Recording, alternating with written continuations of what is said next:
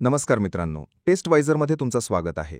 सध्या इंटरनेटवर आणि आमच्या व्हॉट्सअपवर एकच प्रश्न धुमाकूळ घालतोय की कॅप राऊंड 1 मध्ये मिळालेलं कॉलेज कॅप राऊंड 2 पर्यंत रिझर्व्ह ठेवता येतं का? राऊंड 1 मधलं कॉलेज राऊंड 3 पर्यंत आपल्या नावावर राहील का? आणि आता तर 4 राऊंड होणार आहेत. तर काय राऊंड 1चं कॉलेज थेट राऊंड 4 पर्यंत आपण जपून ठेवू शकतो का? हे प्रश्न ऐकून अनेकांच्या डोक्याचा भुगा होतोय. तर याच प्रश्नाचं उत्तर या व्हिडिओमध्ये तुम्हाला मिळणार आहे, त्यामुळे व्हिडिओ शेवटपर्यंत नक्की बघा. आणि हो, हा व्हिडिओ तुमच्या मित्रांसोबत कॉलेजच्या व्हॉट्सअप ग्रुपमध्ये नक्की शेअर करा, कारण हा प्रश्न प्रत्येकाच्या मनात आहे. प्रत्येकाला वाटतं की आपल्याला एक चांगलं बेटर कॉलेज मिळावं आणि सगळ्यांना वाटतं की राऊंड 2, 3 किंवा 4 मध्ये आपल्याला अजून चांगलं कॉलेज मिळू शकतं. तर मग विद्यार्थ्यांनी दुसऱ्या-तिसऱ्या राऊंडमध्ये जावं का? आणि जर गेलं तर जे कॉलेज आधीच मिळालंय तो हातातोंडाशी आलेला घास जाईल तर नाही ना? ते कॉलेज रिझर्व्ह राहील की नाही? हा खूप मोठा प्रश्न आहे. कारण आपल्याला माहिती आहे, कॅप राऊंड 1 मध्ये जास्त जागा खाली असतात, कारण तो पहिला राऊंड असतो. आणि त्यातच ज्यांना चांगलं कॉलेज लागायचं असतं त्यांना ते मिळून जातं, विशेषतः जे टॉप रँकर्स असतात त्यांना.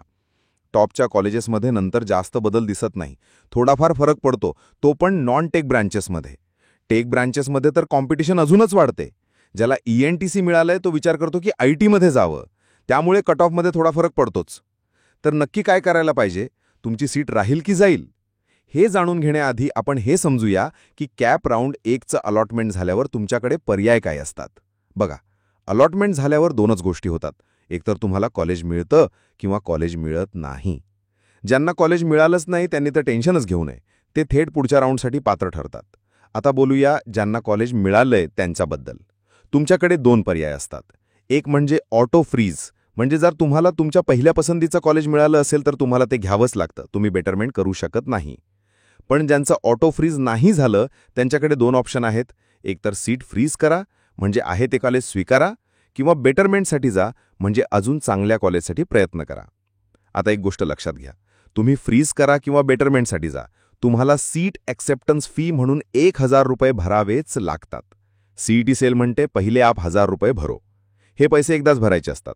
राऊंड 1 मध्ये भरले की 2, 3, 4 मध्ये परत भरायची गरज नाही.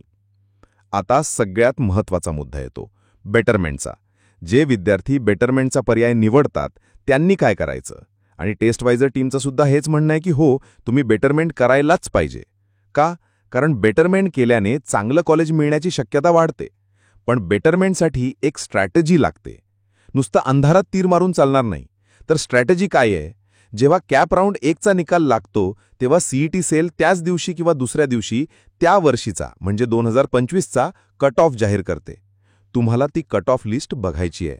प्रत्येक कॉलेजच्या, प्रत्येक ब्रांचचा, प्रत्येक कॅटेगरीनुसार कट ऑफ किती गेलाय, किती पर्सेंटाईल आणि किती स्टेट जनरल मेरिट रँकवर शेवटचं ॲडमिशन झालंय हे तुम्हाला कळेल.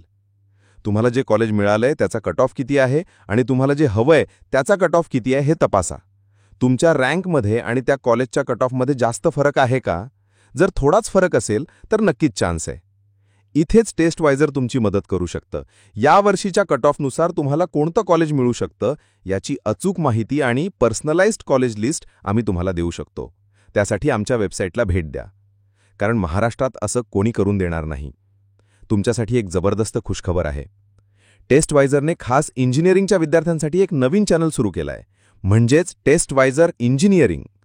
तुमच्या युनिव्हर्सिटीच्या म्हणजे SPPU, मुंबई युनिव्हर्सिटी, RTMNU आणि इतर कॉलेजेसच्या लेटेस्ट सिलेबसवर आधारित व्हिडिओज तुम्हाला तिथे मिळतील. मॅथ्स, कोडिंग आणि इतर अवघड विषयांची तयारी होणार आता एकदम सोपी.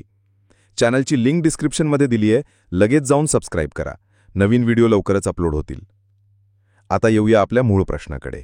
कॅप राऊंड 1 मध्ये मिळालेलं कॉलेज राऊंड 4 पर्यंत रिझर्व्ह राहतं का? तर हो मित्रांनो, हे शक्य आहे. पण थांबा, यात एक किंतु परंतु आहे. समजा तुम्हाला राऊंड 1 मध्ये कॉलेज मिळालं, तुम्ही बेटरमेंट निवडलं आणि राऊंड 2 मध्ये गेलात. आता राऊंड 2 मध्ये जर तुम्हाला कोणतंच नवीन कॉलेज मिळालं नाही तर तुमचं राऊंड 1चं कॉलेज तुमच्यासाठी रिझर्व्ह राहील. तुमची जुनी सीट सुरक्षित आहे. आता तुम्ही राऊंड 1च्या कॉलेजच्या बेसिसवर राऊंड 3 साठी बेटरमेंट करू शकता. राऊंड 3 मध्येही तुम्हाला नवीन कॉलेज मिळालं नाही आणि ऑटो फ्रीज झालं नाही तर तुमची राऊंड 1ची सीट अजूनही सुरक्षित आहे आणि मग तुम्ही राऊंड 4 साठी प्रयत्न करू शकता. पण जर तुम्हाला राऊंड 2 किंवा 3 मध्ये कोणतंही नवीन कॉलेज अलॉट झालं तर तुमची राऊंड 1 वाली सीट गेली पाण्यात. ती कायमची जाईल, ती परत मिळणार नाही. हे लक्षात ठेवा. म्हणजेच काय, जोपर्यंत तुम्हाला पुढच्या राऊंडमध्ये नवीन कॉलेज मिळत नाही तोपर्यंत तुमची मागच्या राऊंडची सीट सुरक्षित राहते. आणि समजा तुम्ही राऊंड 4 पर्यंत पोहोचलात आणि तिथेही तुम्हाला काही नवीन मिळालं नाही, तर राऊंड 1 मध्ये जे कॉलेज मिळालं होतं तिथे तुम्ही ॲडमिशन घेऊ शकता. तर थोडक्यात काय, तुमची राऊंड 1 ची सीट राऊंड 4 पर्यंत पोहोचू शकते, पण त्यासाठी अट एकच आहे की तुम्हाला मधल्या कोणत्याही राऊंडमध्ये नवीन कॉलेज मिळायला नको. तर ही होती संपूर्ण माहिती. आशा आहे तुमच्या मनातील सगळ्या शंका दूर झाल्या असतील. जर व्हिडिओ आवडला असेल तर लाईक करा, मित्रांसोबत शेअर करा आणि टेस्टवायझरला सबस्क्राईब करायला विसरू नका. धन्यवाद. www.testwiser.com is a digital learning platform for students to prepare for board and competitive exams, offering chapter-wise tests and full-length mock tests, study material like video, PDF notes, DPPs, MCQs, theory, and most important Maharashtra Engineering Admission Counseling across multiple domains.